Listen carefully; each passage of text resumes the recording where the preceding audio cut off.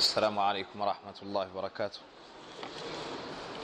الحمد لله حمدا كثيرا طيبا مباركا فيه، والصلاة والسلام على رسول الله وعلى آله وصحبه ومن والاه، أما بعد. بفضل الله تبارك وتعالى تدارسنا قبل يومين قصة نبي الله Isa ibn Maryam. Il y a 2 jours, nous avons entamé l'étude du récit du serviteur et messager d'Allah, Isa, le fils de Maryam, radiyallahu anha. Nous avons mentionné certains passages du Coran, certains mérites de Maryam, radiyallahu anha, comment est-ce qu'elle a enfanté l'un des signes, parmi les signes d'Allah subhanahu wa ta'ala, qui est Isa.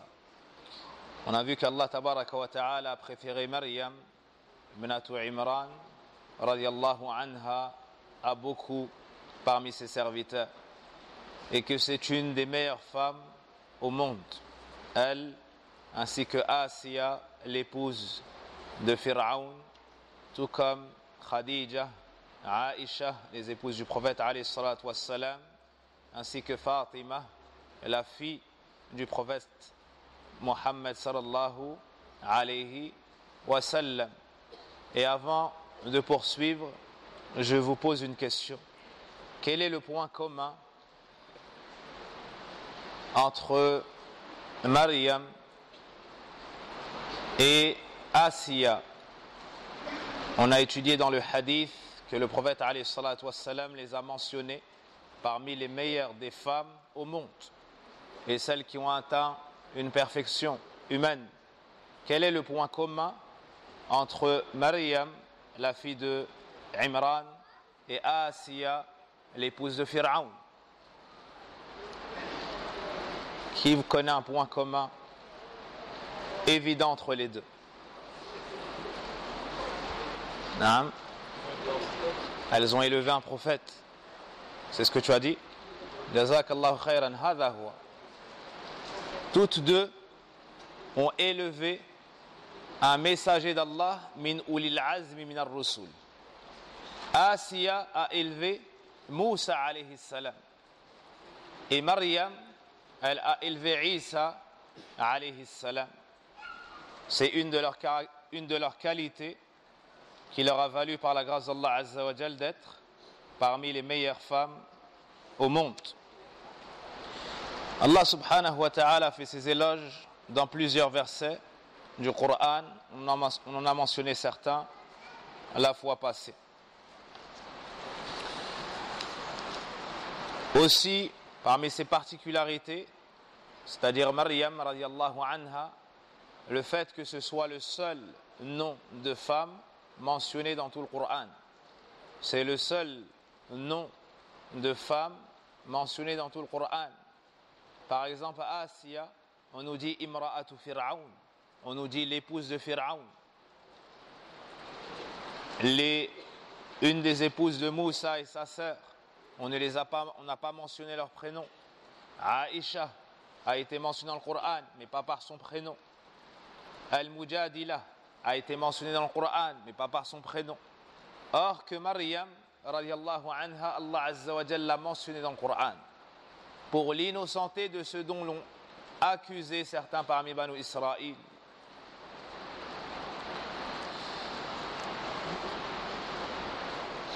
On a mentionné également certains miracles, certaines mu'jizat, certaines ayat, qu'Allah subhanahu wa ta'ala a accordé à Isa ibn Maryam. 6 grands signes, le plus grand étant qu'il ait parlé au berceau, qu'il ait parlé alors qu'il était encore allaité, alayhi salam. Et ça, c'est un des plus grands signes. Par la suite, il ne nous a pas été rapporté qu'il a parlé encore. Lorsque elle est venue avec son enfant et qu'ils l'ont accusé, فأشارت إليه, elle l'a montré du doigt et il a dit إني عبد الله آتاني الكتاب وجعلني نبيا وجعلني مباركا أينما كنت وأوصاني بالصلاة والزكاة ما دمت حيا وبرا بوالدتي ولم يجعلني جبارا شقيا والسلام علي يوم ولدت ويوم أموت ويوم أبعث حيا. Il a prononcé ces paroles, puis il ne nous a pas été rapporté qu'il a parlé à la suite de cela. Il ne nous a pas été rapporté qu'il a parlé à la suite de cela. Wallahu a'lam. On a également vu qu'Allah Azza wa Jal lui avait donné la capacité de soigner des maladies qui à l'époque étaient, ou bien des maladies qui sont considérées comme incurables. Et le fait de donner la vue, bi'idhnillah, avec la permission d'Allah, à ceux qui n'avaient jamais vu, à ceux qui sont nés aveugles. Et on a encore mentionné d'autres signes. Malgré tout cela, comme nous le dit Allah dans le Coran, فَآمَنَتْ طَائِفَةٌ مِّن بَنِي إِسْرَائِيلَ وَكَفَرَتْ طَائِفَةٌ. Un groupe parmi Banu Israël a cru en lui. Ils l'ont suivi, ils l'ont secouru dans sa religion, ils ont adoré Allah Azza wa Jal seul d'un culte sincère. Et ils ont reconnu que c'était le serviteur d'Allah et son messager. Un autre groupe a mécru en lui. Ils l'ont combattu, ils l'ont dénigré et ils ont essayé de remplir de haine les cœurs des serviteurs d'Allah à l'encontre de Isa ibn Maryam. Et ils ont prétendu qu'il était le fils d'une femme dépravée, wal'iyadhu billah, alors que sa mère est une femme pieuse qui a été purifiée par Allah Azza wa Jal, qui a été purifiée par Allah subhanahu wa ta'ala.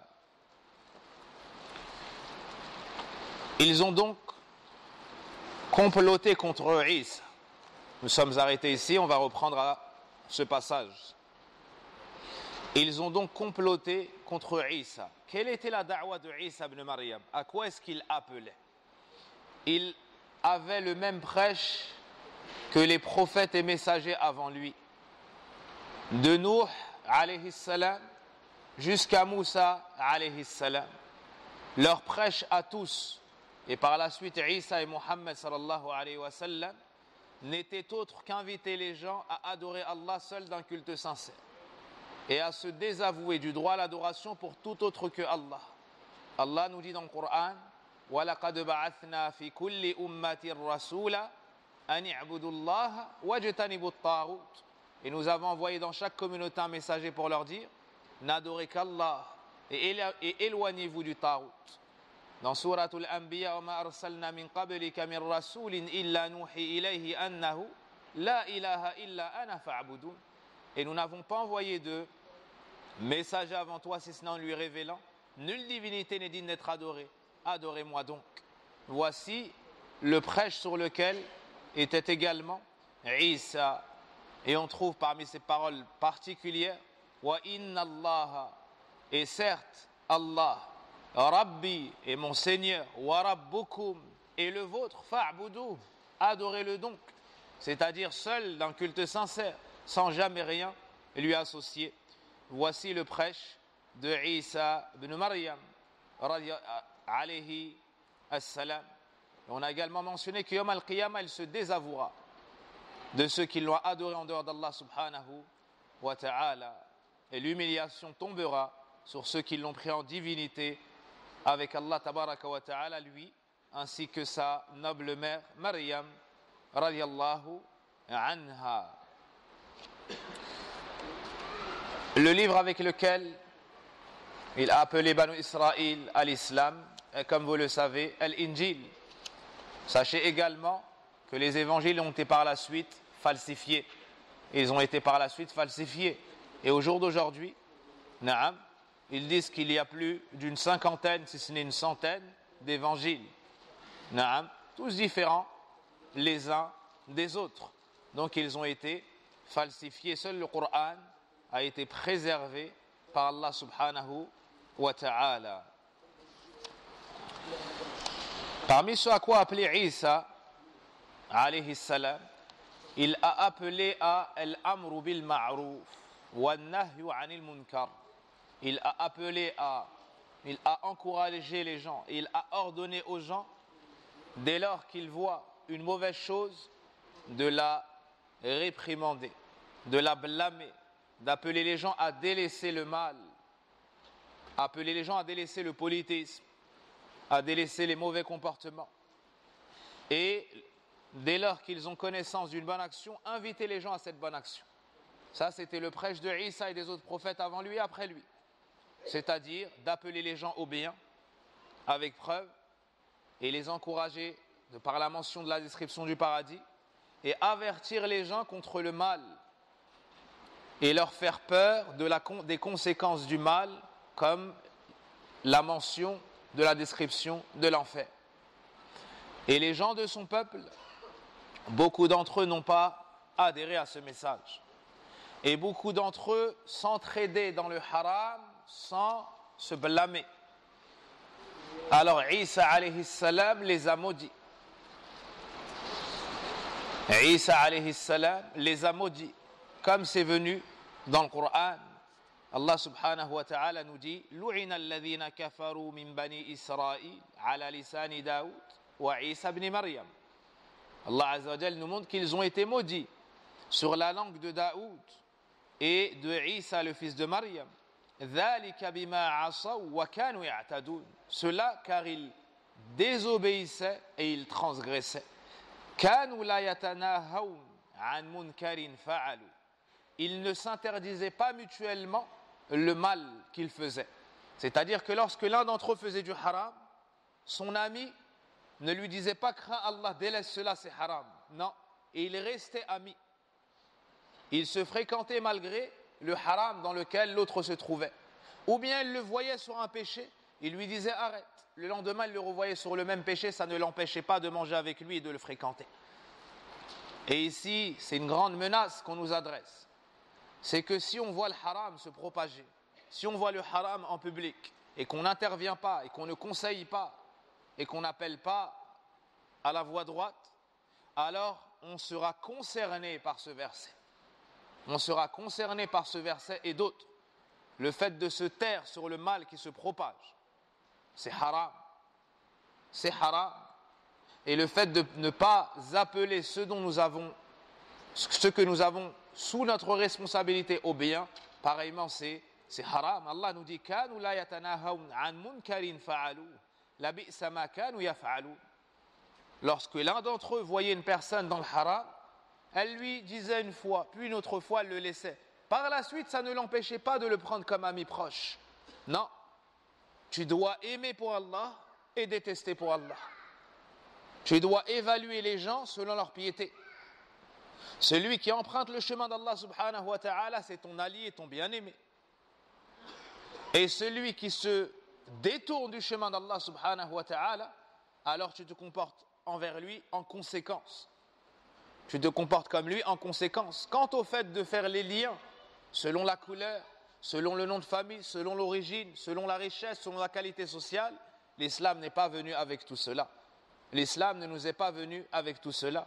Et si on étudie la biographie du prophète alayhi salatu wassalam, on verra qu'il a rapproché de lui des faibles, des pauvres, des gens qui n'avaient pas la noblesse du nom. Et à l'inverse, il a repoussé des gens qui étaient de son sang, de sa propre famille, qui étaient des frères de son propre père, sallallahu alayhi wa sallam. Donc ça, c'est une règle qu'on doit savoir. Le prophète alayhi salatu wassalam nous enseigne cette grande règle. Il nous dit Man ra'a minkum munkaran falyughayyirhu biyadihi fa in lam yastati' fa bilisanihi fa in lam yastati' fa biqalbihi wa dhalika ad'afu al-iman. Le prophète alayhi salatu wassalam a établi cette grande règle. Il nous dit celui qui parmi vous voit un mal, une chose qui dans le dîn est haram, qu'il le change avec sa main. S'il a autorité, c'est chez lui, ou bien c'est le gouverneur, ou bien c'est un policier ou autre, il a autorité, il le change avec sa main. S'il n'en a pas la capacité, alors avec sa langue, il parle, il intervient. S'il n'en a pas la capacité, alors avec son cœur, il déteste cela avec son cœur. Et ceci est le niveau le plus bas de la foi. Et dans une autre version, il n'y a pas en dessous de cela le poids d'un grain de moutarde de foi. Donc ça, c'est une règle. Et si chacun remplit son obligation dans cela, alors le mal, il va nettement diminuer. Tout comme le bien, il va grandement se propager. Si tu vois un mal, tu dois le changer avec ta main. Si tu n'en as pas la capacité, alors avec ta langue. Si tu n'en as pas la capacité, alors au moins avec ton cœur, blâme ce mal et déteste ce mal. Naam. Et celui qui fait un mal à tes côtés, tu te tais, tu es coupable avec lui, tu es associé avec lui dans le péché. Si tu as la capacité et que tu n'interviens pas et que tu ne le blâmes pas, c'est comme si tu étais satisfait. C'est comme si tu étais satisfait du mal que faisait cette personne. Donc on ne doit pas ressembler au peuple des gens du livre en commettant ce pourquoi Isa ibn Maryam les a maudits, alayhi assalam. Allah subhanahu wa ta'ala nous montre le complot qu'ils ont organisé contre le messager d'Allah et le meilleur qui marchait sur la terre à cette époque, Isa ibn Maryam. Allah nous dit dans le Coran wa makaru wa makara Allah wallahu khayrul makirin. Et ils ont comploté et Allah a comploté, Allah est le meilleur de ceux qui font cela. C'est-à-dire qu'ils se sont réunis pour nuire à Isa jusqu'à tenter de l'assassiner. Et ils ont pensé faire cela en cachette. Mais Allah subhanahu wa ta'ala qui connaît toutes choses, qui connaît l'invisible et même le contenu des cœurs, a dévoilé ce qu'ils allaient faire. Et a sauvé et a préservé son messager Isa alayhi salam.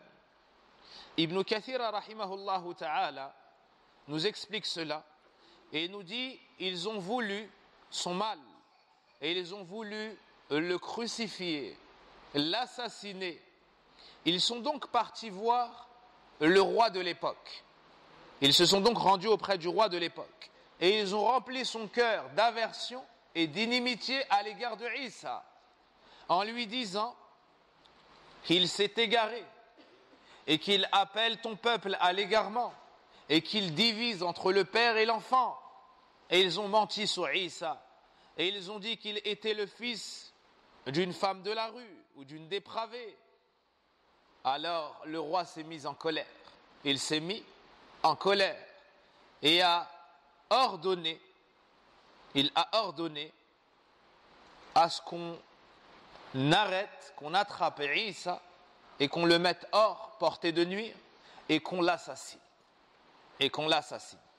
Et cette méthode entreprise par ces gens, elle n'est pas nouvelle à nos oreilles. On a déjà vu cela dans les récits des prophètes. Et on a vu cela par la suite dans les récits des anciens. Comme ils l'ont fait contre l'imam Ahmed rahimahullah. Comme ils l'ont fait après lui avec Cheikh al-Islam ibn Taymiyyah rahimahullah. Comme ils l'ont fait après lui avec Cheikh Mohammed ibn Abdul Wahhab rahimahullah. Et comme ils le font au jour d'aujourd'hui. Ils vont voir des gouverneurs et ils mentent sur les gens de la vérité. En disant, par exemple, qu'ils rendent mécréants les musulmans. En disant que ce sont des extrémistes ou des terroristes. Ou en disant qu'ils mentent sur Allah. Ou en disant qu'on n'a pas le droit d'attribuer une description à Allah, même si elle est faite dans le Coran et la Sunna. Puis le gouverneur s'en prend aux savants de l'islam. Comme ça a été le cas pour l'imam Ahmed. Il a été torturé, il a été emprisonné. Pourquoi? Parce qu'il disait ce qu'il y a dans le Coran. Il disait « Al-Qur'an kalamullah ». Le Coran, c'est la parole d'Allah. Mais Ibn Abi Duwad partait voir le gouverneur. Il disait « Ahmed, c'est un kafir, tue-le. Et son sang sera de ma responsabilité. » La même chose qu'ils ont fait ici avec Isa ibn Maryam. La même chose qu'ils ont entrepris avec Isa ibn Maryam, alayhi assalam. Ils se sont donc réunis et ils se sont dirigés vers la maison dans laquelle se trouvait Isa ibn Maryam. Lui, à ce moment-là, était avec un groupe parmi ses compagnons. Un groupe parmi ses compagnons. Ils sont venus, mais Allah subhanahu wa ta'ala a informé Isa de leur complot, afin qu'ils puissent être déjoués. Puis, alqa Allah subhanahu wa ta'ala shabahahu ala rajul Puis Allah Azza wa Jal a pris l'apparence de Isa ibn Maryam et il l'a mis sur une autre personne. Pourquoi cela? De sorte à ce que, en entrant, ou bien lorsqu'ils vont sortir, eux vont se jeter sur la personne qui ressemble à Isa ibn Maryam. Mais en réalité, ça ne sera pas Isa ibn Maryam. Donc ils ont comploté, mais leur complot a été déjoué. Leur complot a été déjoué. Il y avait donc un homme, parmi ceux qui se trouvaient dans la maison, Allah Azza wa Jal lui a mis sur lui l'apparence de Isa ibn Maryam, comme si c'était lui. Puis, ils sont entrés et ils l'ont attrapé. Qu'est-ce qu'ils ont attrapé? Ils ont attrapé cet homme qui ressemblait à Isa ibn Maryam. Ils l'ont attrapé et c'était de nuit. Donc ils ne pouvaient pas parfaitement distinguer est-ce que c'était lui ou non, mais il lui ressemblait fortement. Ils l'ont donc attrapé, ils l'ont humilié, rabaissé. Ensuite, ils l'ont crucifié, c'est-à-dire qu'ils l'ont mis sur une planche et ont cloué ses mains. Ils l'ont torturé et ils lui ont mis une couronne de piques en fer. Et ils se sont moqués de lui. Quant à Isa, il n'est pas mort. Quant à Isa, ils ne l'ont pas tué. Et il n'y a pas de divergence à ce sujet. Car Allah dit dans le Coran wa ma qatalu. Et ils ne l'ont pas tué. Sur ce point-là, le fait qu'il ne l'ait pas tué, il n'y a pas de divergence entre les ulama. Il n'y a pas de divergence. Donc il est interdit de croire ou d'avoir comme croyance, de penser seulement qu'ils ont tué Isa ibn Maryam. Car ça vient à l'encontre de la parole d'Allah. Ça vient à l'encontre de ce qui a été mentionné dans le Coran. Allah nous dit dans le Coran wa ma qatalu. Ils ne l'ont pas tué. Wa ma salabu. Ils ne l'ont pas crucifié. Walakin shubbiha lahum. Mais c'est celui qui lui ressemblait. C'est-à-dire qu'on a mis la ressemblance de Isa ibn Maryam sur une autre personne. Ibn Kathir rahimahullah ta'ala a mentionné que la cause était al-hasad, la jalousie. Parce qu'ils ont vu les signes qu'Allah Azza wa Jalla avait attribués à Isa. Et ils se sont montrés jaloux et envieux. Alors, ils sont partis voir le roi de Damas, le roi de Dimashq, et ils l'ont monté contre Isa. Ils l'ont monté contre Isa alayhi salam. Et ce roi-là, kana min ubbadi al-kawakib, il faisait partie de ceux qui adoraient les étoiles, ou les constellations, les étoiles, et ce genre de choses. Ils lui ont dit, il y a un homme chez nous qui profère des mensonges et qui appelle à une autre voix que la tienne. Et il dit, il ne faut pas adorer ceci, ni cela. Et il propage le mal. Alors le roi s'est mis en colère. Puis, il a écrit à son représentant chez eux et il lui a ordonné d'en finir avec Isa, de l'attraper et de lui faire telle chose et telle autre. Comme le fait de l'assassiner, comme le fait de le crucifier et de lui mettre une couronne de piques en fer. Il s'est donc exécuté et s'est dirigé avec une partie des gens du livre à sa demeure, ou bien dans la maison dans laquelle il se trouvait. Et il fut dit qu'il y avait auprès de lui plus d'une dizaine parmi ses compagnons. Et que c'était quel jour? Al-Jumu'ah. À quelle heure, à quel moment? Ba'd al-Asr. Exactement le même moment dans lequel nous sommes là. Al-Jumu'ah ba'd al-Asr. Plus tard dans la soirée. Yani la nuit du samedi. La nuit précédant le jour. Alors Isa alayhi salam, lorsqu'il a été informé par Allah subhanahu wa ta'ala de leur complot et de ceux qui s'apprêtaient à faire, il a dit à ses compagnons, Ayyukum yulqa alayhi shabahi. Lequel d'entre vous se porte volontaire? Lequel d'entre vous accepte qu'on lui mette mon apparence? qu'on lui donne mon apparence. Wa huwa rafiqi fil jannah. Et il sera mon compagnon au paradis. De tous ceux qui étaient présents, il n'y a qu'un jeune qui s'est manifesté. Et il a dit Ana. Il n'y a qu'un jeune qui a accepté. Le plus petit d'entre eux, il a accepté, il a dit moi. Et Isa alayhi salam, c'est comme s'il l'avait vu trop jeune pour cette lourde épreuve. Alors il a réitéré sa demande. Lequel d'entre vous se porte volontaire pour qu'on lui mette mon apparence? Et il sera mon compagnon au paradis. Personne ne s'est manifesté. Et à nouveau, le plus jeune d'entre eux, il a dit Ana. Une troisième fois, Isa a posé la question, alayhi salam, et à nouveau, c'est ce jeune-là qui a accepté. Alors Isa lui a dit, alors ça sera toi.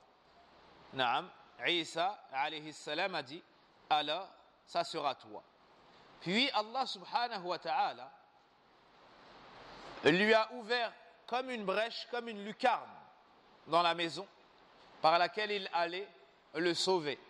Par laquelle il allait le sauver alayhi salam. Ainsi, il a été touché d'une somnolence. Il a été touché d'une somnolence. Puis Allah subhanahu wa ta'ala l'a fait monter au ciel et il l'a élevé. Il l'a fait monter au ciel et il l'a élevé. Allah tabaraka wa ta'ala nous dit dans le Coran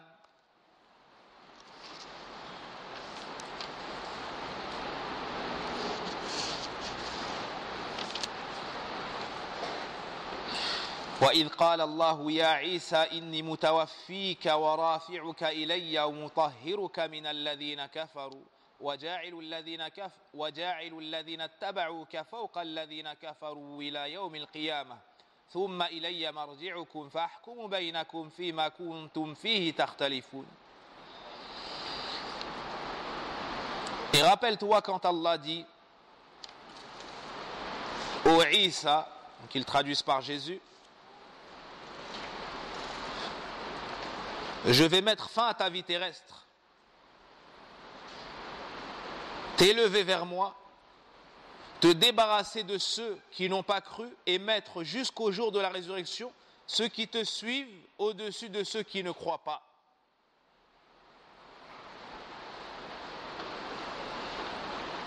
Puis c'est vers moi que sera votre retour et je jugerai entre vous ce sur quoi vous vous opposiez, ce dans quoi vous avez divergé.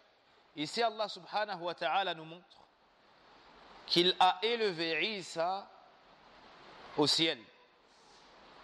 Et dans le hadith de l'Isra al-Mi'raj, dans le hadith du voyage nocturne de l'ascension, on a la mention du ciel auquel a été élevé Isa ibn Maryam.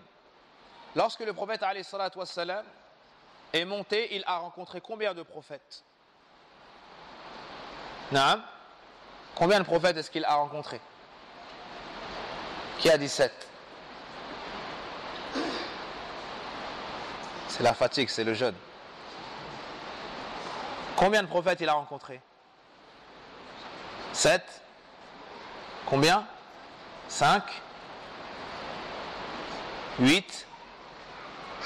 Vous dites quoi? Sofiane, tu dis quoi? Allahu alam. Comment? 124 000 dans le Mi'raj. 12. Tous, durant l'ascension, il a rencontré tous les prophètes. 8. 5. 5. Kam ammi. Au premier ciel, il a rencontré Adam alayhi salam. N'est-ce pas? Au second ciel, il a rencontré un prophète ou deux prophètes? Deux prophètes. Et Isa et Yahya. Isa et Yahya. Et à chaque prophète, il a rencontré, à chaque ciel, il a rencontré un prophète. Il y a combien de cieux? Il y a combien de ciels? 7. Donc en tout, ça fait 8. Au plus haut, il y avait qui? Il y avait Ibrahim alayhi salam. Naam, il y avait Ibrahim alayhi salam. Taïb. Allah tabaraka wa ta'ala a élevé Isa et il est vivant Et le prophète alayhi salatu wassalam l'a rencontré au 2e ciel avec Ibn Khalati, qui est le fils de sa tante. C'est un prophète également. Qui est-ce?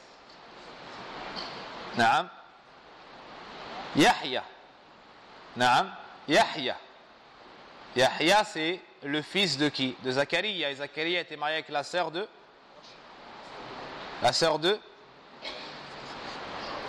Maryam. Et l'épouse de Zacharia sont deux sœurs. Donc eux deux, ce sont des cousins. Naam, ce sont des cousins maternels. Allah subhanahu wa ta'ala nous cite dans ce verset 55 de sourate Ali Imran qu'il l'a élevé et qu'il l'a préservé de ceux qui n'ont pas cru. Et aussi, écoutez la suite de la traduction des sens, et mettre jusqu'au jour de la résurrection ceux qui te suivent au-dessus de ceux qui ne croient pas. La question, qui sont ceux qui ont suivi Isa, qu'Allah Azza wa Jal ne cessera de mettre au-dessus des autres? Qui sont-ils? Dit autrement, qui sont les suiveurs de Isa ibn Maryam? Qui est sur la voie de Isa ibn Maryam? Sam? Naam? Al-Hawariyoun. Avec eux, qui d'autre?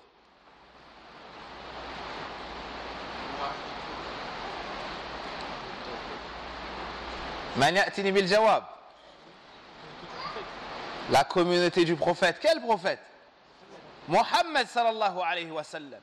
Les suiveurs de Isa ibn Maryam, dont parle Allah subhanahu wa ta'ala dans ce verset, qui seront toujours au-dessus des autres, c'est vous. C'est le muslimoun. Qui a suivi Isa? Qui a cru en Isa véritablement? Qui a dit Isa Abdullah wa Rasulullah wa ibn Maryam? Qui a dit que Isa était le serviteur d'Allah, le fils de Maryam, la femme pieuse, la femme pure, qui a enfanté d'un enfant sans mari. Et c'est les miracles d'Allah. Et que Isa, le serviteur et messager d'Allah, et ça n'est pas le fils d'Allah, ni le troisième de trois, ni Allah lui-même, qu'il ne mérite pas l'adoration, mais c'est un serviteur et messager. Il a parlé au berceau. C'est le messager, le prophète, il faut le suivre et lui obéir. Et il a annoncé la venue du dernier prophète et messager. Ismuhu Ahmad. Comme dans quelle sourate? Sourate As-Saff. Sourate As-Saff. Qui est-ce qui croit en tout cela? C'est nous, al-Muslimoun. C'est nous, al-Muslimin, même tu peux dire, l'irtisas. Naam. Donc les suiveurs de Isa ibn Maryam, haqqan, c'est al-Muslimoun. Quant à ceux qui disent que Isa est le fils d'Allah, est-ce qu'ils ont suivi Isa? Quant à ceux qui ont adoré Isa, est-ce qu'ils ont suivi Isa? Isa leur a dit wa inna Allah rabbi wa rabbukum fa'budu. Allah est mon Seigneur et les vôtres, adorez-le donc. Eux, ils ont adoré Isa. En quoi ils l'ont suivi? Personne n'est sur la voie de Isa si ce n'est le musulman. Personne n'a cru en Isa haqqan, véritablement. Et ne l'a suivi véritablement si ce n'est les musulmans. Qui est-ce qui appelle ses enfants Isa? Qui est-ce qui appelle ses enfants Isa? Al-Muslimoun, les musulmans. Qui est-ce qui appelle ses enfants Maryam? Al-Muslimoun, plus que quiconque, en dehors d'eux. Parce que certaines, parmi celles qui prétendent suivre la religion de Isa, ont appelé leurs enfants Marie, n'est-ce pas? Mais si tu regardes le nombre de musulmans qui s'appellent Maryam et autres qui s'appellent Marie, là, le nombre de musulmans est bien plus grand. Quant au nombre de Isa, il est incomparable, il n'est même pas comparable. Ala kulli hal, ça c'est un point très important qu'il faut comprendre. Ceux qui ont suivi Isa sont exclusivement, uniquement, seulement al-Muslimoun. Donc ce sont eux qui ont reçu ces éloges dans le verset. Et ils ne cesseront d'être élevés au-dessus des autres jusqu'au jour du jugement dernier. Par la suite, Allah Azza wa Jal va juger entre eux. Ceux qui ont dit Isa est le fils d'Allah, ceux qui ont dit Isa est le troisième de trois, ceux qui ont dit, Allah Azza wa Jal va tous les juger. Allah Azza wa Jal va tous les juger et il donnera raison à celui qui avait raison et sans aucun doute, al-Muslimoun. Dans le verset وَإِذْ قَالَ اللَّهُ يَا عِيسَى إِنِّي مُتَوَفِّيكَ ay qabiduk. Les savants ont divergé sur le sens de inni mutawaffik. Est-ce que ça veut dire je vais te faire mourir? Est-ce que c'est la petite mort? Comme lorsqu'on dort? Et la dua lorsqu'on se réveille, alhamdulillahi alladhi. Qu'est-ce qu'on dit quand on se réveille? Alhamdulillahi alladhi ahyana ba'dama amatana wa ilayhi nushur. Toutes les louanges reviennent de droit à Allah. Celui qui nous a fait, ou celui qui nous a donné la vie après nous avoir fait mourir. Donc le sommeil, on le surnomme comment?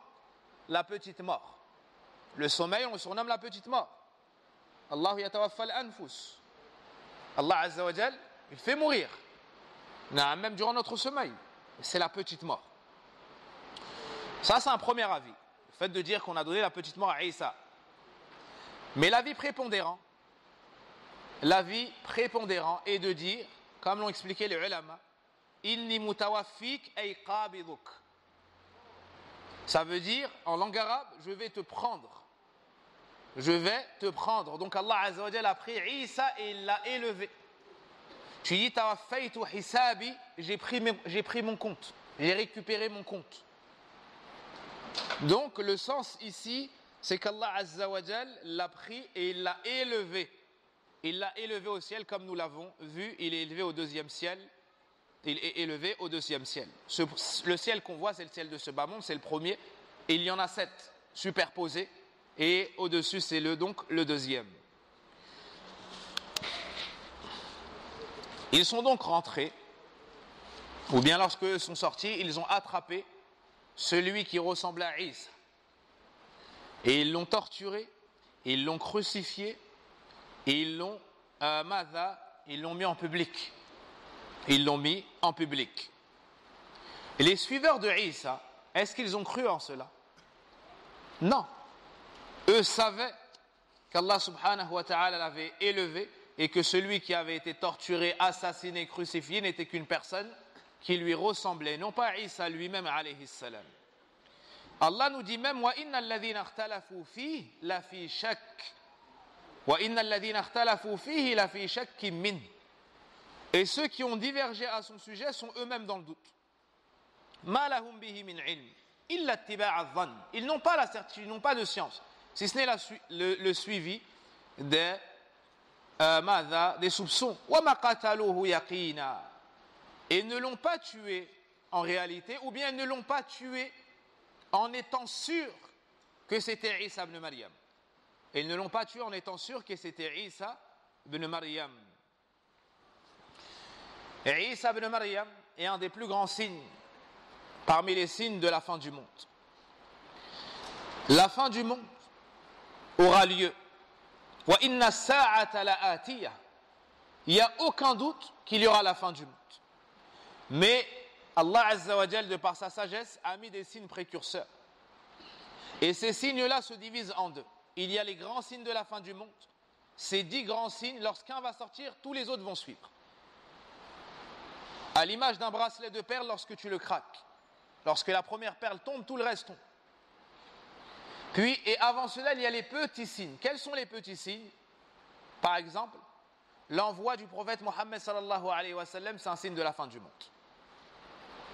Le prophète alayhi salatu wa sallam a dit « Bu'ithu ana wa hatayn » ou « Bu'ithu ana wa sa'ati ka hatayn » J'ai été envoyé moi et l'heure de la fin du monde comme ces 2 doigts. Ça veut dire que c'est proche. Dans le hadith d'Omar ibn al-Khattab, dans le recueil d'Imam Muslim, Akhbirini ani as-sa'a, Jibril a demandé à Mohammed sallallahu alayhi wa sallam, informez-moi des signes. Naam. Il lui a dit an talida al-amatu rabbataha wa an tara al-hufata al-urata al-'ala ri'a ash-sha'i yatatawaluna fil bunyan. Il lui a dit lorsque tu verras la servante enfanter de sa maîtresse, et lorsque tu verras les gens pieds nus, les va-nu-pieds, les gens nus, bergers se concurrencer dans les constructions. Des gens qui à la base sont les habitants des campagnes, les gens modestes et pauvres, ils vont venir en ville. Et ils vont tellement s'enrichir qu'ils vont construire et se concurrencer à qui élèvera le plus d'étages et ainsi de suite. Ça se passe actuellement. Des gens qui étaient des villageois, ils viennent en ville, ils construisent, et lui aussi il vient, lui il fait un étage, l'autre il refait un étage, lui il fait un deuxième, l'autre il fait un troisième, et ils se concurrencent qui va montrer le plus ses richesses. Et il y a beaucoup de signes. Parmi les signes de la fin du monde, yusaddaqu al-kha'in, c'est que le traître, on va dire, lui il est digne de confiance, lui il dit la vérité. Et celui qui est digne de confiance, on ne va pas le croire. On ne va pas le croire. Parmi les signes de la fin du monde, donner la responsabilité à des gens qui ne la méritent pas. Donner la responsabilité à des gens qui ne la méritent pas. Et il y a beaucoup d'autres signes. Les femmes vont ressembler aux hommes, les hommes vont ressembler aux femmes. Des maladies vont apparaître qui n'existaient pas auparavant. Les gens vont rendre licite Mada. Le prophète m'a dit viendra un temps, ils vont rendre licite la musique. Et ainsi de suite. Même si ça n'entre pas directement peut-être dans les signes. Parmi les grands signes de la fin du monde, notez et retenez Nuzul Isa ibn Maryam. Allah Azza wa Jal va faire descendre Isa ibn Maryam sur la terre. Allah Azza wa Jal va faire descendre Isa ibn Maryam sur la terre. ويقتل الدجال ويكسر الصليب ويقتل الخنزير. Isa ibn Maryam va descendre sur la terre. Allah Azza wa Jal va le faire descendre. Il va casser la croix. Il va tuer le porc. Et il va mettre fin au Messie ad-Dajjal, à l'Antéchrist.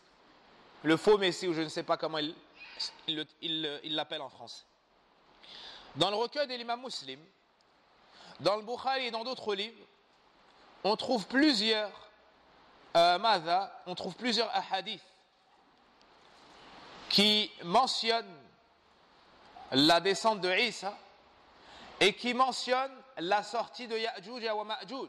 Ça fait aussi partie des signes de la fin du monde. Ils vont se répandre sur la terre et semer le désordre. Dans le recueil d'Imam Muslim d'abord,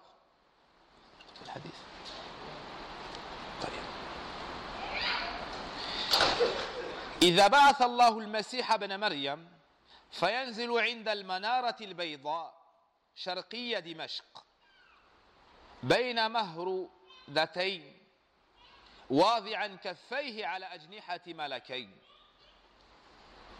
إذا طأطأ رأسه قطر وإذا رفعه تحدر منه جمان كاللؤلؤ فلا يحل لكافر يجد ريح نفسه إلا مات ونفسه ينتهي حيث ينتهي طرفه فيطلب حتى يدركه بباب اللد.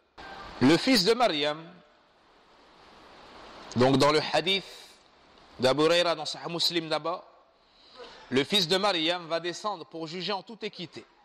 Il brisera la croix, il tuera le porc, il abolira el-jizya et maintiendra une aumône qui ne sera convoitée par personne. Il y aura tellement de richesses, donc c'est mes mots, il y aura tellement de richesses à son époque, de par la justice qu'il y aura sur la terre, qu'on viendra avec des aumônes et des grandes richesses pour les donner aux pauvres, et ils refuseront, tellement qu'ils seront enrichis. Tellement qu'ils seront enrichis. Vous imaginez? On amènera de grosses sommes d'argent, le pauvre, il regardera cela, l'ancien pauvre, il regardera cela, il dira non, je n'accepte pas. Comme au jour d'aujourd'hui, lorsqu'il y a zakatul fitr, donné sur la sunna en nourriture, et que tu apportes la zakatul fitr, tu la donnes. Il dit qu'il est pauvre, mais quand tu lui donnes, il dit non, moi je veux de l'argent. Il dit non, moi je veux de l'argent.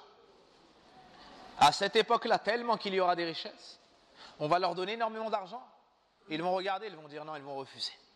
Ça, c'est à l'époque de la descente de Isa ibn Maryam. Puis on nous dit dans le hadith, et il n'y aura plus de querelle, ni de haine, ni de jalousie. Il y aura l'équité, il y aura la justice sur la terre d'Allah subhanahu wa ta'ala. Il invitera les gens à prendre de l'argent et personne n'acceptera. Personne n'acceptera. Ça, c'est pas cette époque. Naam. Même le riche, tu lui donnes, il prend. Le prophète alayhi salatu wassalam a dit, si le fils de Adam avait une vallée d'or, il aurait espéré une deuxième. Il aurait espéré une deuxième vallée. Et il y a une histoire qui est racontée dans les livres anciens et qui est attribuée à Isa sur le contexte. Je fais une parenthèse pour mentionner l'histoire. Ils disent que 3 personnes étaient en chemin et ils ont découvert une montagne d'or. Ils ont découvert une montagne d'or. Subhanallah, je n'avais pas l'intention de mentionner l'histoire, mais suite à cela, ça m'est revenu. Et les 3 se sont dit, magnifique, on va se partager ça en 3. On est extrêmement riches, et ainsi de suite. Et c'est leur secret. En chemin, alors que 2 étaient en aparté, et que 1 était sur le côté, le shaitan est venu voir les 2.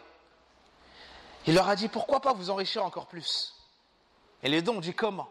Ils ont une montagne d'or à eux 3, et shaitan a réussi à rentrer par la porte de la convoitise. Ils ont dit, comment? Ils ont dit, partager la montagne en 2. Ils ont dit, mais on est 3. Elle dit, tuez le 3e. Tuez le 3e comme ça, au lieu de diviser en 3. Vous allez diviser en 2, ça en fera plus pour vous. Ils ont dit, bonne idée. Ils l'ont attrapé, ils l'ont assassiné, et ils se retrouvent à 2. Naam. La moitié, c'est plus qu'un tiers ou pas? C'est plus qu'un tiers. Est-ce qu'ils se sont arrêtés là? Non. Ensuite, les 2 se sont séparés un moment. Et Shaitan est venu trouver un des 2. Et il lui a dit, pourquoi au lieu de partager en 2, je ne garde pas toute la montagne pour toi? Il lui a dit, mais on est 2. Il est venu sous l'apparence du bon conseil. Le Shaitan et les Shayatines, parmi les humains, ils viennent toujours sous l'apparence du bon conseil. Naam, toujours sous l'apparence du bon conseil. Il a dit, vous êtes 2, pourquoi au lieu de partager en 2, pourquoi tu ne la gardes pas pour toi tout seul? Il lui a dit, mais on est 2, comment tu veux que je fasse? Il lui a dit, c'est le moment du repas, empoisonne-le. Comme ça en fera plus pour toi. Tu as toute la montagne d'or que pour toi. Il a empoisonné la nourriture et il l'a tué. Naam. Ça, c'est une des histoires qu'on raconte pour montrer que Ibn Adam ma yashba', il ne sera jamais rassasié. Comme a dit le prophète sallam, sauf d'une seule chose, c'est quoi? Il n'y a qu'une chose qui va remplir sa bouche. C'est quoi? C'est turab, c'est la terre, quand on va l'enterrer. C'est la seule chose qui va le rassasier. C'est la seule chose qui va le rassasier. Wallahu al-musta'an, astaghfirullah. Un autre hadith qui nous est mentionné,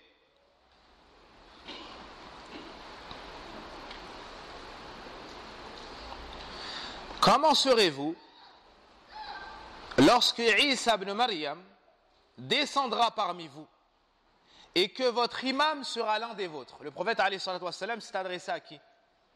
Aux compagnons. Il leur a dit, comment serez-vous lorsque Isa ibn Maryam va descendre? Il a informé de la descente de Isa ibn Maryam alayhi salam, et que votre imam sera un des vôtres. Dans une autre version, et que vous aurez vos lois. Et Isa ibn Maryam, si une personne vous dit c'est le dernier messager, c'est le dernier prophète, pourquoi vous dites que c'est Mohammed sallallahu alayhi wa sallam alors que Isa va descendre après lui? Comment est-ce qu'on répond à cette ambiguïté?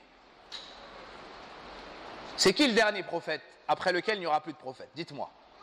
C'est qui le dernier prophète? C'est Mohammed sallallahu alayhi wa sallam. Hein? Même le petit qui dort, il le sait ça. Sahih. Comment s'appelle ton frère Anis déjà? Nuham. Hakada? Allah hafadkum. C'est Mohammed sallallahu alayhi wa sallam. Allah dit dans le Coran, wa khatam an-nabiyyin, le dernier des prophètes. Et dans le hadith, wa ana al-aqib, la nabiyya ba'dahu. Je suis al-aqib, un des noms du prophète sallam, al-aqib, c'est-à-dire il n'y aura pas de prophète après lui. Si on vous dit, mais Isa va descendre à la fin des temps, et c'est un prophète et c'est un messager, donc c'est lui le dernier. Comment répondre à cette ambiguïté? Est-ce que Isa ibn Maryam, il va venir et juger avec l'Injil, ou bien il va juger avec le Coran ou le Karim? Il va juger avec le Coran ou le Karim. Dans le hadith, on nous dit wa imamukum minkum, et l'imam sera parmi vous. Même celui qui va faire l'imam à l'heure de la salat, ça sera un de la communauté, ça ne sera pas Isa ibn Maryam. Pour honorer les musulmans de la communauté. Deuxièmement, on nous dit dans le hadith, et il jugera avec vos lois. Il ne va pas venir en tant que avec une nouvelle législation. Il va venir en suivant la voie du prophète Mohammed sallallahu alayhi wa sallam et en suivant la législation de Mohammed sallallahu alayhi wa sallam. Non pas avec le rôle qu'il a eu chez Banu Israël. Donc ça, il faut faire attention, c'est une ambiguïté. Il va vous gouverner par le livre de votre Seigneur et la sunna de votre prophète sallallahu alayhi wa sallam. Dans un autre hadith rapporté toujours par l'imam Muslim rahimahullahu ta'ala, par celui qui détient mon âme entre ses mains, le fils de Maryam se mettra en état de sacralisation à partir du col de Rawha pour entreprendre le grand ou le petit pèlerinage ou les deux. Ça, c'est un autre hadith qui nous informe qu'il va venir.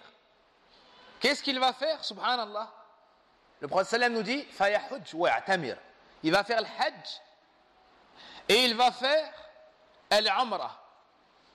Il va faire le hajj et il va faire al-umrah. On nous dit même ou la yuthniyannahuma. Que veut dire cela? L'imam al-Nawawi rahimahullahu ta'ala dans le sharh de Sahih Muslim. L'imam al-Nawawi est celui qui a expliqué Sahih Muslim et c'est lui qui a mis les titres et qui l'a agencé. C'est pas l'imam Muslim lui-même, c'est l'imam al-Nawawi qui a fait cela. Il a expliqué ce mot en disant il va faire le hajj et la umrah ensemble. Il va faire le hajj et la umrah ensemble. À la kulli hal, tous ces hadiths nous prouvent quoi? Que Isa ibn Maryam va descendre et que parmi ses actions, il va juger avec le Coran. Parmi ses actions, il va considérer les gens de la communauté. Parmi ses actions, il va faire le hajj. Parmi ses actions, il va faire al-umrah.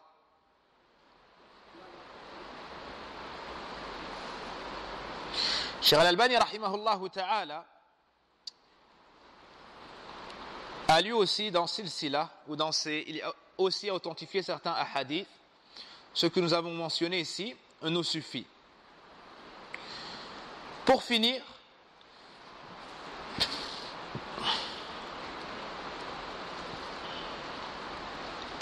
le prophète sallallahu alayhi wa sallam nous dit Allah va envoyer Isa le fils de Maryam et il va descendre auprès du minaret blanc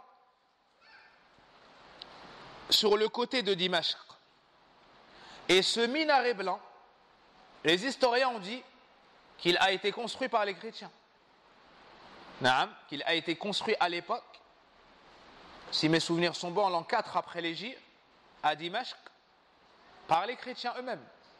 Et Isa ibn Maryam, lorsqu'il va descendre, le prophète alayhi salatu wassalam a mentionné sa description. Il a mentionné le lieu. Il va descendre sur le côté de Damas. Et lorsqu'il va descendre, subhanallah, il sera entre deux anges. Et il tiendra leurs ailes avec ses mains de la sorte. Il va descendre du ciel entre deux anges et il tiendra leurs ailes de la sorte et il sera en train de descendre. Subhanallah. Le prophète alayhi salatu wassalam nous dit quand il baissera la tête, il y a des gouttes qui tomberont comme des perles. Quand il baissera la tête, elle est comme une personne qui a beaucoup d'eau par exemple, lorsqu'il baisse la tête, ça goutte. Mais là, telle des petites perles. Et lorsqu'il remontera la tête, ça cessera.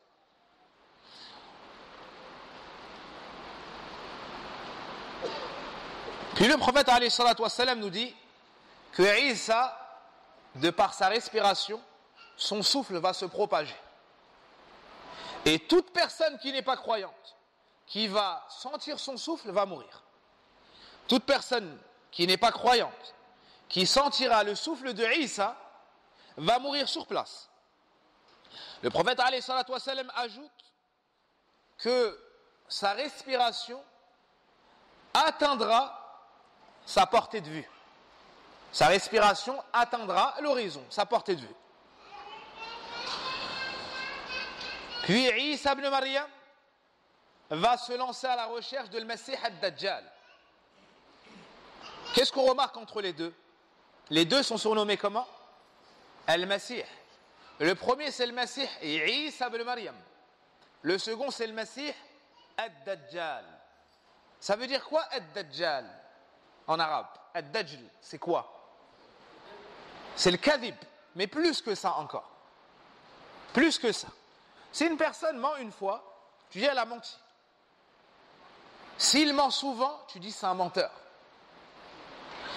Mais s'il a pour nature d'être un gros menteur et de trafiquer le vrai comme étant le faux et de faire passer le faux pour être comme étant le vrai, à ce moment-là, on dit c'est un Dajjal.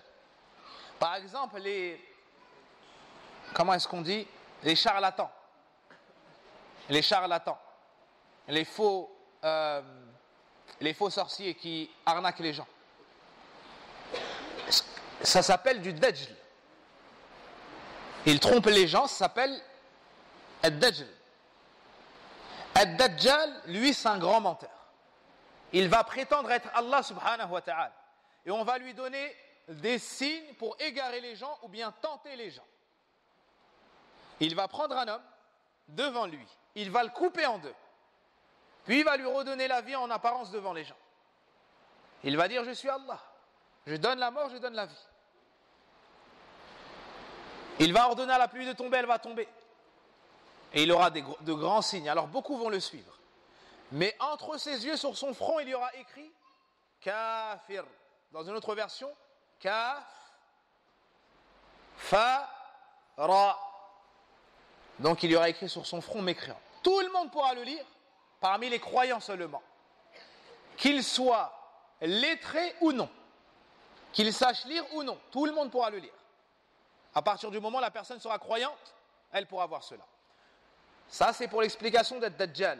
Et pourquoi on l'appelait le Messie? Parce que l'un de ses yeux est mamsouha, effacé. Naam, il est borgne. Il est borgne d'un œil et il n'y a pas de lumière dans l'autre. Il a une apparence hideuse. Il a une apparence hideuse. Et à cette époque, il sera la tête des égarés. Et beaucoup vont le suivre. Et la plupart seront des femmes. Beaucoup vont le suivre. Et la plupart seront des femmes. Et Isa ibn Maryam va descendre. Et les croyants vont se mettre avec lui. Et les croyants vont se mettre avec lui. Et il va chercher Al-Masih ad-Dajjal. Et les gens vont le chercher lui-même. Ils vont chercher Isa. Fayudrikahu bibab al-Lud. Ils vont le trouver à Lud. Puis les gens vont rejoindre Isa ibn Maryam. Allah Azza wa Jal va les protéger. Et Isa sera leur guide à l'époque.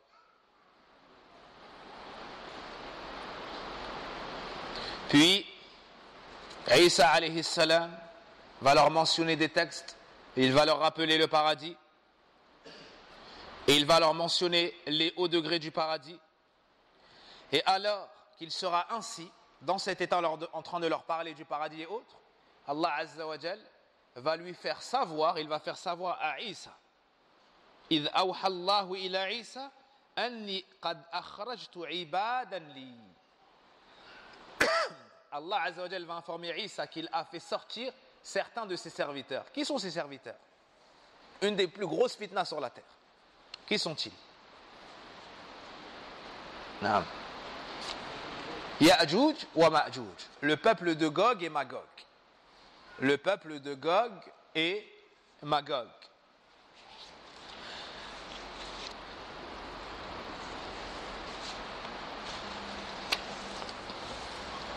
Personne n'arrivera à les combattre.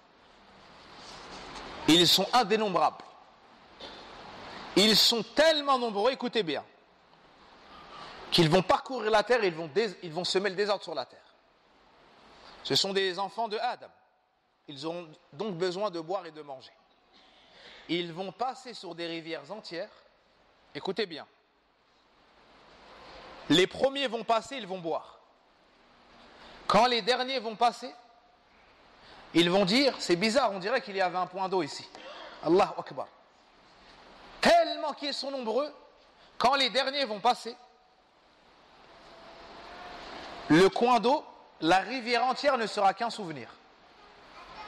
Elle sera asséchée. Et ils diront, C'est étrange, c'est comme s'il y avait eu de l'eau à cet endroit-là. Les derniers n'apercevront pas les premiers devant eux. Et ils vont semer le désordre sur la terre d'Allah Azza wa Jal. Et ils sont tellement mauvais que lorsqu'ils en auront fini avec les gens de la terre, vous savez ce qu'ils vont faire? Ils vont prendre leurs flèches, ils vont prendre leur arc, et ils vont tirer vers le ciel. Avec des lances ou avec des flèches, j'ai oublié. Et on va les éprouver encore plus. Savez-vous leurs flèches, comment est-ce qu'elles vont revenir? Elles vont revenir ensanglotées. Elles vont revenir avec du sang. C'est une tentation pour eux. C'est qui les habitants des cieux? Ce sont les anges. En gros, on a fini avec les gens de la terre. Maintenant, on va s'en prendre aux anges. Subhanallah. L'égarement absolu. Et pour les tenter encore plus et qu'ils s'égarent encore plus, leurs flèches vont retomber avec du sang. Comme pour leur faire croire qu'ils ont réussi. Comme pour leur faire croire qu'ils ont réussi. Au final, ils vont se propager sur la terre d'Allah subhanahu wa ta'ala et semer le désordre. Et personne n'arrivera à mettre fin à leur jour. Si ce n'est, comme ça a été mentionné dans le hadith, ce qu'on va mentionner par la suite. Mais avant ça, une question. D'entre tous les prophètes, qui est-ce qui va descendre? C'est Isa ibn Maryam. Quelle est la sagesse d'avoir fait descendre Isa ibn Maryam et pas un autre? Quelle est la sagesse d'avoir fait descendre Isa ibn Maryam et pas un autre? Les savants ont mentionné plusieurs sagesses. La première, et c'est l'avis prépondérant auprès de l'Hafid ibn Hajar, qu'il a mentionné dans le Fath, rahimahullahu ta'ala, raddan ala al-yahoud alladhina za'amu qatlah. C'est pour réfuter ceux qui avaient prétendu parmi les gens du livre avoir assassiné Isa. Le fait qu'il descende et qu'il soit présent sur la terre, c'est la preuve de quoi? Qu'ils ne l'ont pas tué. C'est la preuve qu'ils ne l'ont pas tué. Une deuxième sagesse mentionnée par les gens de science, c'est qu'on a la mention dans l'Injil, et même dans les livres passés, en tout cas dans Tawrah, des éloges de la communauté du prophète Mohammed sallallahu alayhi wa sallam. Dans quelle sourate on trouve cela, par exemple, dans le Coran? La preuve qu'avant même la naissance des compagnons, on avait fait leurs éloges dans l'Injil et dans le Tawrah, dans le livre qui a été donné à Moussa et dans le livre qui a été donné à Isa. Dans quelle sourate? Al-Fath, jazakallahu khayran. ذلك مثلهم في التوراة. Ainsi est leur exemple, leur description dans Tawrah. ومثلهم في الإنجيل, jusqu'à la fin des versets. Dans Tawrah, dans le Coran, dans Tawrah, dans l'Injil, il y a les éloges de la communauté ou des adeptes de la communauté du prophète. Alors Isa alayhi salam, lui qui avait la science de l'Injil et de Tawrah également, quand il a vu cela, il a voulu être un des membres de la communauté de Mohammed sallallahu alayhi wa sallam. Alors Allah Azza wa Jal lui a accordé cela. Une autre question. Qui est le dernier compagnon d'entre tous les compagnons du prophète Mohammed sallallahu alayhi wa sallam?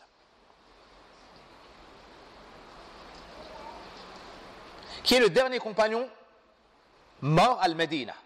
Ça c'est plus facile. Peut-être. Qui est le dernier compagnon du prophète sallam qui est décédé à Al-Medina? Naam. J'ai pas entendu.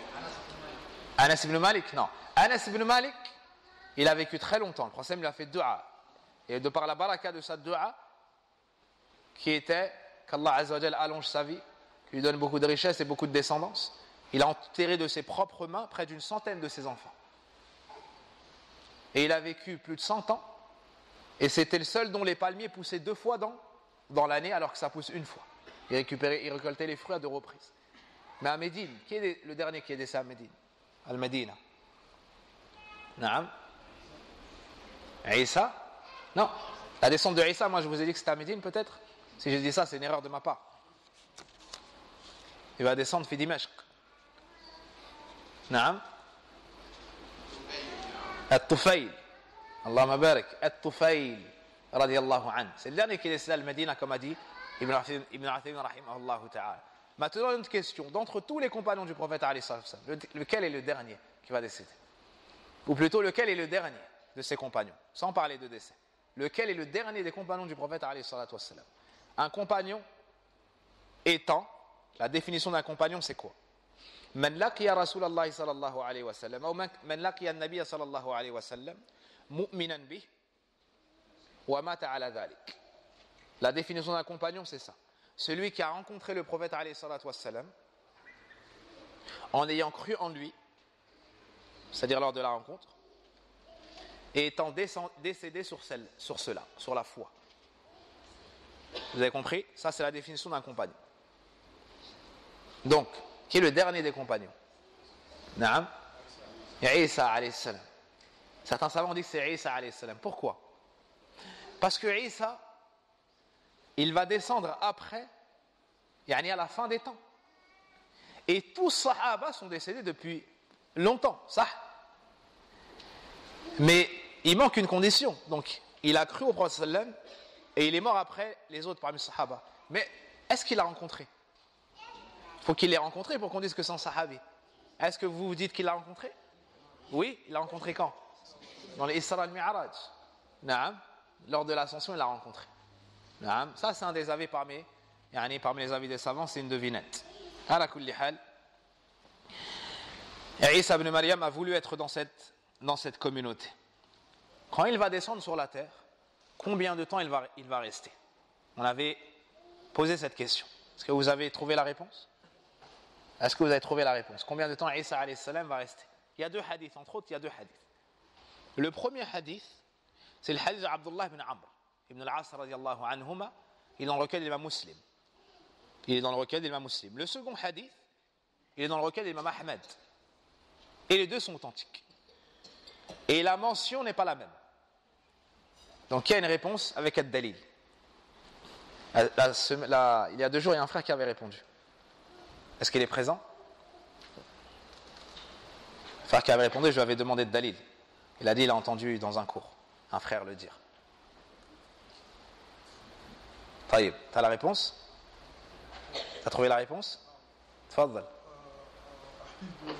Jabir ibn Abdullah, il rapporte qu'il a resté 40 ans sur la terre. Taïb. Je vous ai mentionné le premier hadith, ou bien le second hadith dans ce que j'ai mentionné moi.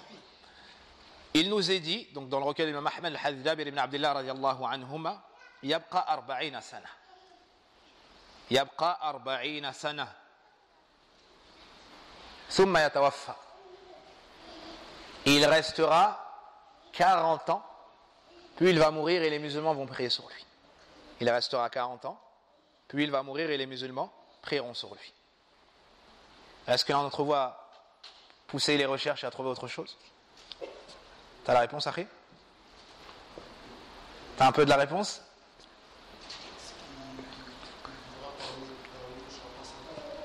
Il vivra parmi nous 7 ans. Parmi ceux qui seront vivants, on va dire. Ça, c'est un moment, un moment très très très difficile.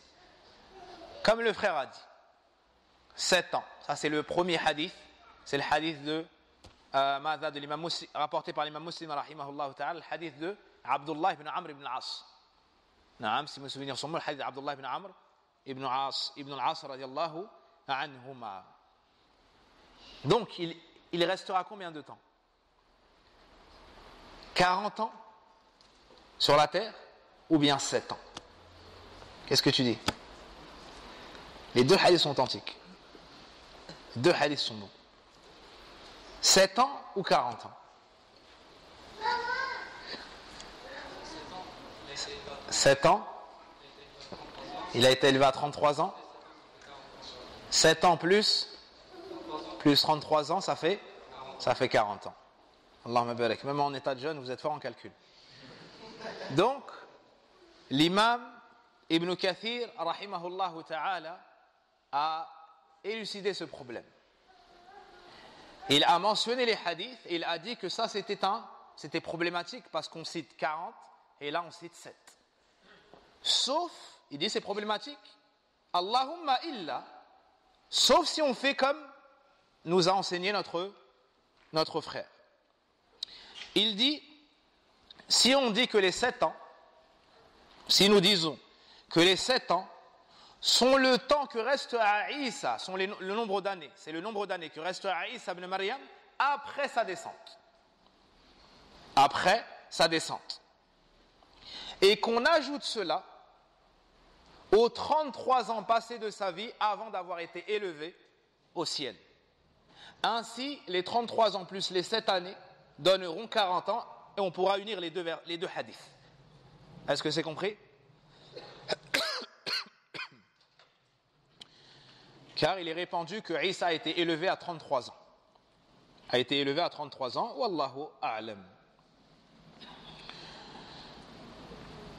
On a mentionné parmi ces actions sur la terre, le Hajj ou l'Umrah.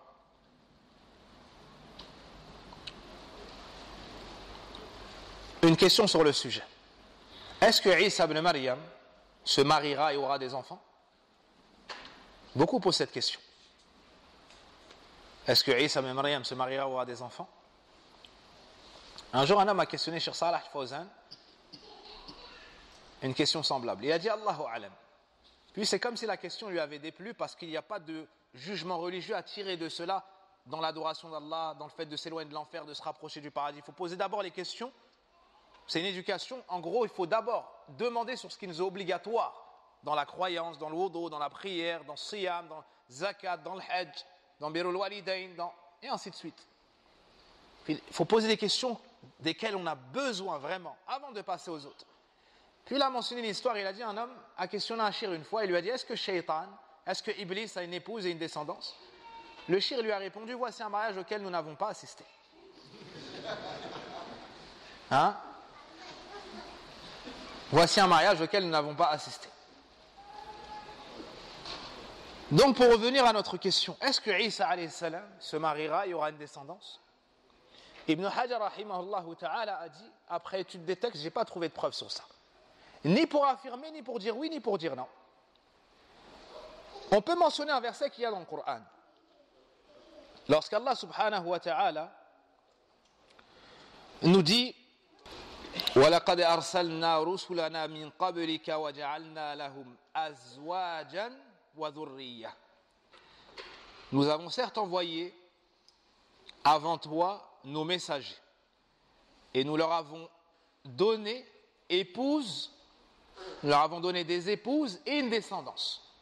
Nous leur avons donné des épouses et une descendance. Il se peut que Isa entre dans cette généralité.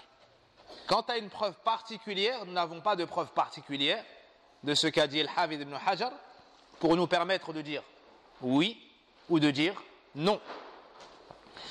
Et sachez que ce dont Allah Azza wa Jalla ne nous informe pas, c'est qu'il n'y a pas une utilité réelle dans sa connaissance pour pouvoir adorer Allah Azza wa Jalla. On trouve certains passages de la jeunesse de prophètes, on ne trouve pas de texte à ce sujet.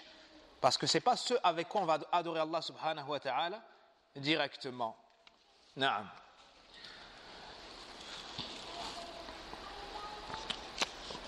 Et Isa alayhi salam, une personne pourrait dire oui, mais on trouve dans un hadith que Isa alayhi salam va se marier et il va rester 19 ans sur la terre. Ce hadith-là, Cheikh Al-Albani nous dit qu'il est daïf. Ou autre que lui. Ce hadith-là, la kulli hal, il est daïf. Et notre enseignant, dans son sharh de Lum'atu i'tiqad, si mes souvenirs sont bons, Fahd, rahimahullah ta'ala, a mentionné ce hadith et a mentionné qu'il était daïf, il est faible. Aussi, parmi ce qui est dit, ce qui est répandu, c'est que au décès de Isa, alayhi salam, on l'enterrera avec le prophète Mohammed sallallahu alayhi wa sallam, à côté de ses deux compagnons. Et au lieu d'être 3, ils seront finalement 4. Cheikh Al-Albani nous dit que ce hadith il est daïf. Ce hadith-là n'est pas authentique. Ce n'est pas la parole du prophète sallallahu alayhi wa sallam. Et Isa est surnommé Al-Masih, n'est-ce pas? Il est surnommé le Messie. Comment est-ce qu'ils disent en français? Le Messie. Pourquoi? est-ce qu'il a été surnommé ainsi? Les savants ont mentionné plusieurs paroles. L'imam al-Barawi rahimahullah ta'ala nous dit qu'il y a une divergence. Il cite certaines paroles. Il dit fa'il bima'na maf'oul. Il dit celui qui fait dans le sens de celui qui reçoit. Ça fait référence à une règle dans la langue arabe. Annahu musiha min al-aqdari wa tuhhira min adh-dhunub. C'est-à-dire qu'on l'a purifié des nuisances. On l'a purifié des péchés. On l'a appelé le Messie parce qu'il a été purifié du mal et des péchés.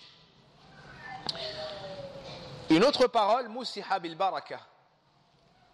Il a été touché de la bénédiction. Une autre parole, parce que kana yasihu fil ard, parce qu'il parcourait la terre. Il ne restait pas à un endroit précis, il parcourait la terre, il appelait Allah subhanahu wa ta'ala. Et d'autres paroles encore ont été mentionnées.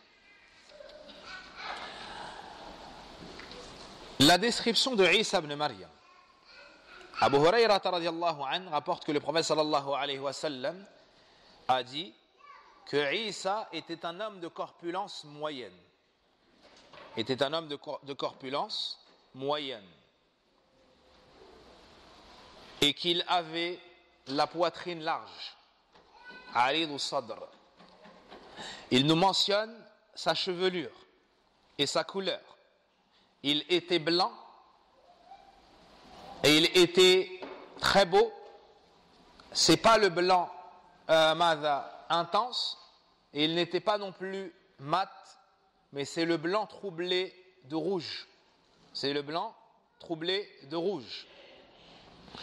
Quant à ses cheveux, ils atteignaient ses épaules. Quant à ses cheveux, ils atteignaient ses épaules. Il ressemblait à un compagnon.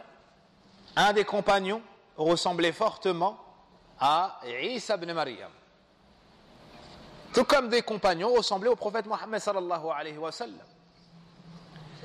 Qui est le compagnon qui ressemblait beaucoup, ou même le plus, à Isa ibn Maryam? أخونا المالي من عنده علم بهذا؟ أنت عندك علم؟ Tourne pas la tête, je m'adresse à toi. عندك علم في هذا؟ Tu as commencé ta science de cela? Excuse-moi, j'entends mal. Quel est le compagnon qui ressemblait le plus à Isa ibn Maryam? J'entends mal, excuse-moi, je peux... Tu as de vagues souvenirs? Rafi'. نعم. عروة ابن مسعود الثقفي رضي الله عنه. أحسنت. جزاك الله خيرا. Le prophète alayhi salatu wassalam a dit celui qui lui ressemble le plus, c'est Urwa ibn Mas'ud. Urwa ibn Mas'ud al-Thaqafi radiyallahu anhu. Et qui ressemblait beaucoup au prophète alayhi salatu wassalam? Muhammad. Qui lui ressemblait beaucoup? Plusieurs lui ressemblaient. Parmi eux, il y a qui? Naam. Ja'far ibn Abi Talib. Al-Hassan. Plusieurs parmi les Sahaba, il nous a été rapporté qu'il ressemblait beaucoup au prophète alayhi salatu wassalam. Et Isa alayhi salam est venu avec l'Injil, n'est-ce pas? Est-ce que l'Injil, le livre qui est présent actuellement, du moins les livres, on devrait dire les livres présents actuellement, est-ce que c'est l'Injil qui a été révélé par Allah Azza wa Jalla à Isa ibn Maryam ou pas? Ou non? Non. Mais ça a été falsifié. Ça a été falsifié. Il n'est donc pas permis de prendre pour jugement et de revenir à l'Injil. Car ça a été falsifié. Et parmi ce qui prouve que ce n'est pas la parole d'Allah Azza wa Jal transmise par Isa ibn Maryam, le fait qu'il y en ait plus d'une cinquantaine actuellement. Et ils ont pour base certains, moins de 10, c'est leur base. 10 ce sont il y a l'évangile de Barnabé, l'évangile d'un tel, un tel, un tel. Il dit ceux-là sont les plus sûrs. Mais tous, sans exception, ils ont été falsifiés. Tous sans exception, il n'est pas permis d'y revenir.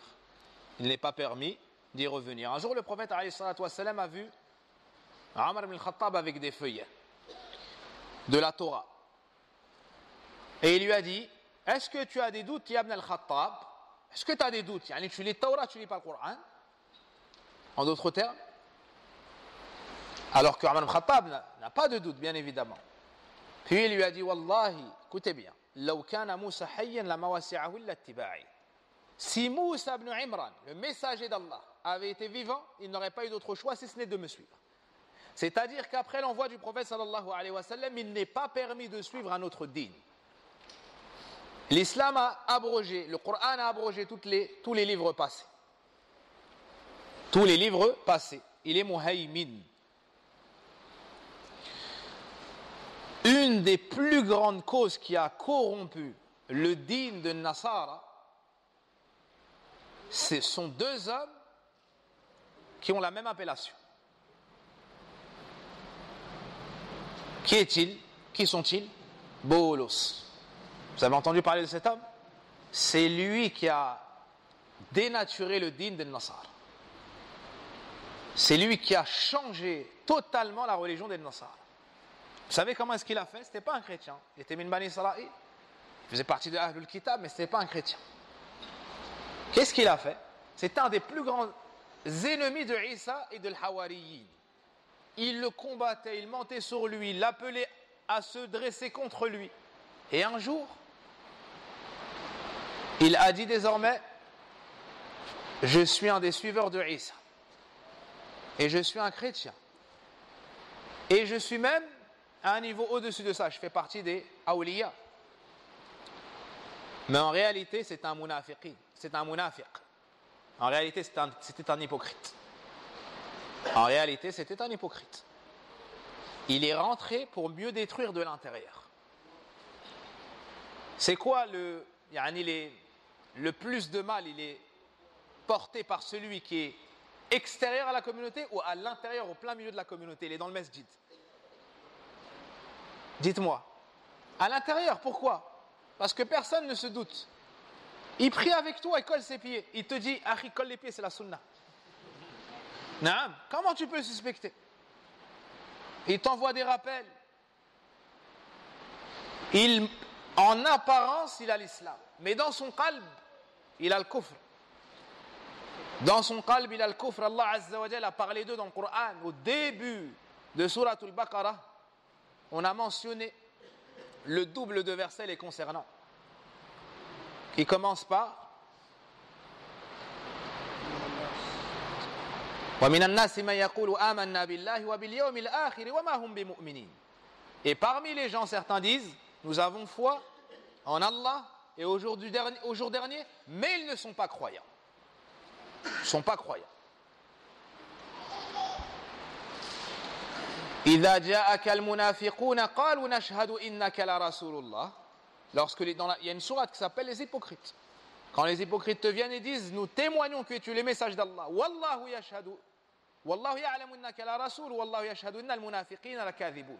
Allah sait que tu es le messager. Son messager. Et Allah témoigne que les hypocrites sont des menteurs. Pourquoi? Parce qu'ils disent sur leur langue ce qu'il n'y a pas dans leur cœur. Ash-shahada lillahi bil wahdaniyya wa li nabiyhi bir risala. C'est dans le cœur d'abord. Tu as cette conviction ferme qu'Allah c'est le seul qui mérite l'adoration et que tout ce qui est adoré en dehors d'Allah Azza wa Jal ne le mérite pas et que Mohammed est le serviteur et messager d'Allah Azza wa Jal sallallahu alayhi wa sallam. Puis tu dis cela avec ta langue et tu informes les gens et tu vis sur cette croyance. Ça c'est le mu'min sadiq, il est véridique intérieurement, extérieurement, sur sa langue, sur ses membres, il est véridique. L'hypocrite, il dit la ilaha illallah Muhammadur Rasulullah. Quand il n'est pas vu, il ne fait pas de dhikr, pas de salat. Il vient à la mosquée très alourdi. Le Fajr et l'Isha, c'est la prière la plus lourde pour lui. Quand il parle, il ment. Le prophète sallam a dit les signes de l'hypocrite sont nombreux de 3. Dans l'autre hadith 4. Ida haddatha kadhab. Quand il parle, il ment. C'est un menteur l'hypocrite. Ida ahada akhlaf. Quand il fait une promesse, il trompe, il trahit. C'est un traître, l'hypocrite. Quand tu lui confies un dépôt, il trahit. Quand il donne un engagement, il ne respecte pas. Il ne respecte pas.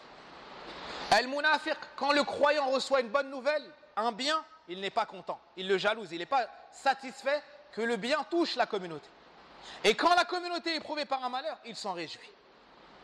Et lisez Surat At-Tawbah, wa minhum, on nous cite leur description. Allah Azza wa Jalla les a dévoilés. C'est pour ça qu'on surnomme Surat At-Tawbah comment? Comment est-ce qu'on surnomme Surat At-Tawbah? Al-Fadhiha, celle qui les a dévoilés. Al-Fadhiha. Naam, elle les a dévoilés, elle les a mis à nu. Donc, il est rentré, il s'est infiltré chez les chrétiens et il a changé leur religion. Ça, c'est le premier. Ça, c'est le premier.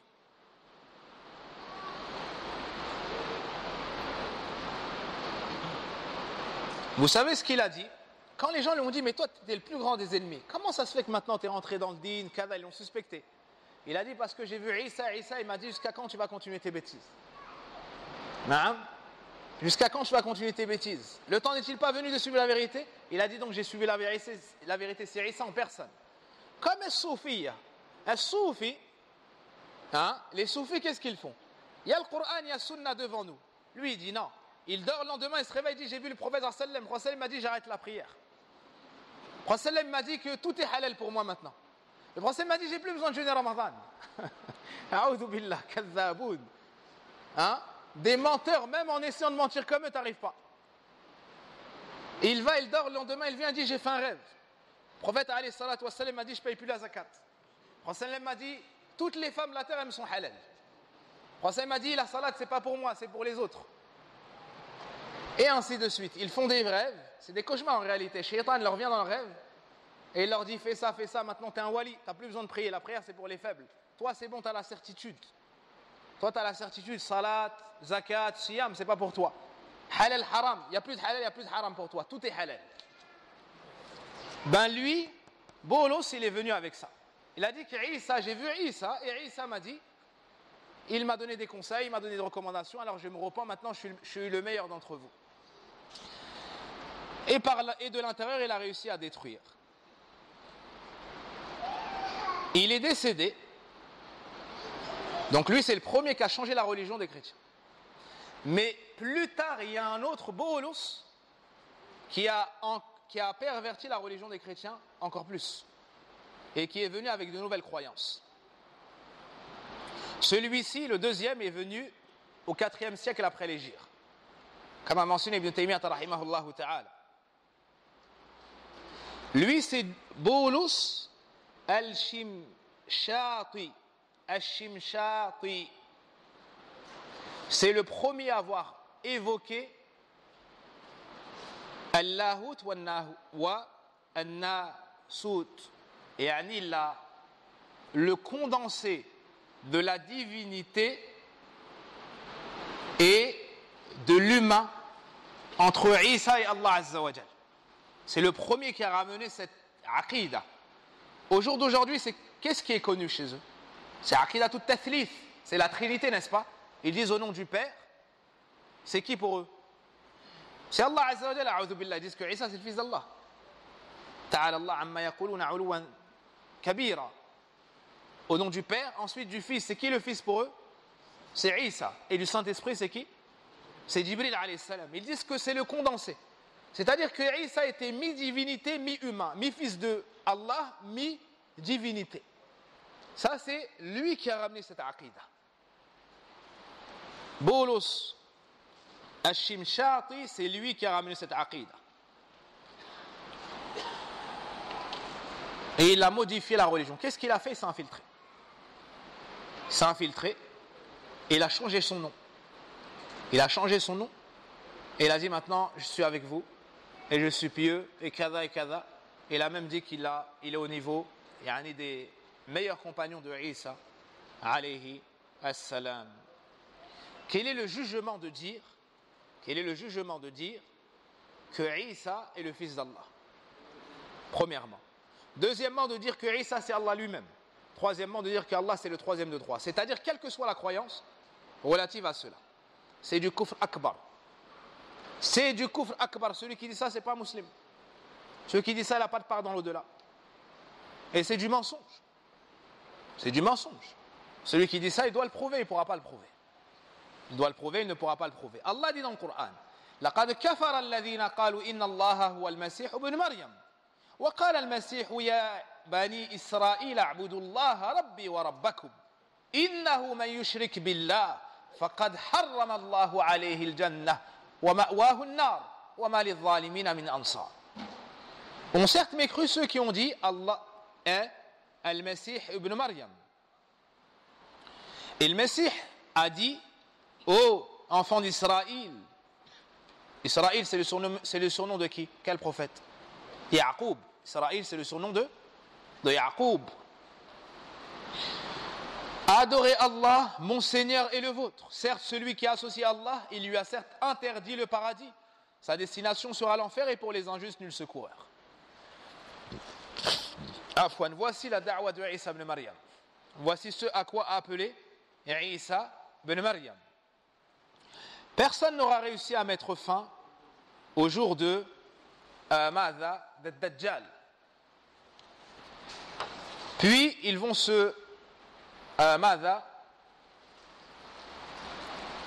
ils vont se mettre derrière Isa. Et c'est Isa alayhi salam qui va venir, qui va mettre fin à Al-Mesih ad-Dajjal. Quant à Ya'juj et Ma'juj, Gog et Magog, personne n'arrivera à les combattre. Et ils vont semer le désordre sur la terre d'Allah subhanahu wa ta'ala. À la fin, il veut se retrancher avec Isa alayhi salam dans un endroit. Puis Isa alayhi salam va invoquer Allah subhanahu wa ta'ala. Et Allah tabaraka wa ta'ala va envoyer comme des petits vers. Une maladie par laquelle est touché al-ibil, les chameaux ou les bovins et autres, ils vont être anéantis par cela. Ils vont être anéantis par des espèces de doudes, de petits vers. Et à la suite de cela, Isa alayhi salam va appeler les croyants et il va dire qui est-ce qu'il va voir, parce que la situation sera apaisée. Alors il va appeler les croyants, qui est-ce qui va voir ce qui se passe de l'autre côté et il est avec moi au paradis, ou une parole semblable. Naam. Vous imaginez la situation? Ils ont semé le désordre sur la terre et on t'envoie, toi, va voir ce qui se passe de l'autre côté. C'est très périlleux, c'est risqué. Alors il y en a un qui va dire moi et il va s'apprêter à être assassiné. Pour lui, à coup sûr, il va mourir. Et quand il va arriver de l'autre côté, qu'est-ce qu'il va voir? Il va voir qu'ils sont tous décimés, ils sont tous morts. C'est Allah Azza wa Jal qui va mettre fin à Ya'juj et Ma'juj. Le prophète alayhi salatu wassalam a dit Yawm al-Qiyam, Allah Azza wa Jal va appeler Adam. Il va l'appeler et on entendra cela.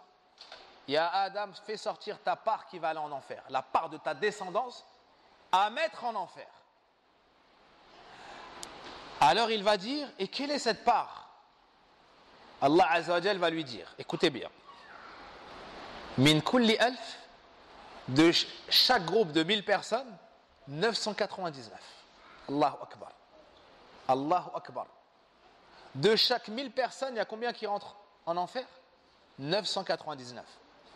Combien pour 1000 entrent au paradis alors? Un pour 1000 rentre au paradis. 999 en enfer, 1000 et 1 au paradis. 999 en enfer, 1 au paradis. Quand les compagnons ont entendu ça, ils ont eu peur. Ils ont dit, ya Rasulallah, mais lequel d'entre nous, sur 1000, ça sera qui parmi nous? Il leur a dit, abshirou, réjouissez-vous de cette bonne nouvelle. J'espère en Allah que vous soyez un tiers des habitants du paradis. Alors ils ont dit, Allahu Akbar, quand ils ont entendu cette bonne nouvelle. Puis il leur a dit, j'espère en Allah que vous allez être un tiers du paradis. Ils ont dit, non, plutôt un tiers du paradis. Ils ont dit, Allahu Akbar. Puis il leur a dit, j'espère en Allah que vous allez être la moitié du paradis. Et ils ont dit, Allahu Akbar, jusqu'à la fin du hadith. Et il leur a dit, rassurez-vous, Ya'juj wa Ma'juj, ils représentent la plupart des gens de l'enfer. La plupart des gens de l'enfer, il a mentionné une proportion précise que je dont je ne me rappelle pas. Voici ce qu'Allah Azza wa Jalla a facilité pour la mention de l'histoire de Maryam radiyallahu anha, puis de Isa alayhi salam. Wa sallallahu wa barik ala nabina Muhammadin wa ala alihi wa sahbihi ajma'in. Il y avait d'autres textes sur le sujet. Wa fi hada al-qadr kifaya. Mais Inch'Allah, dans cette partie, il y a une partie suffisante. أسأل الله سبحانه وتعالى بمنه وكرمه أن يمن علينا وعليكم أجمعين بالقبول. اللهم يا حي يا قيوم برحمتك نستغيث أصلح شأننا كله ولا تكلنا إلى أنفسنا طرفة عين. اللهم صل على محمد وعلى آل محمد كما صليت على آل إبراهيم إنك حميد مجيد. اللهم بارك على محمد وعلى آل محمد كما باركت على آل إبراهيم إنك حميد مجيد. اللهم اغفر لنا ذنوبنا وكفر عنا سيئاتنا وتوفنا مع الأبرار. يا حي يا قيوم برحمتك نستغيث أصلح شأننا كله ولا تكلنا إلى أنفسنا طرفة عين.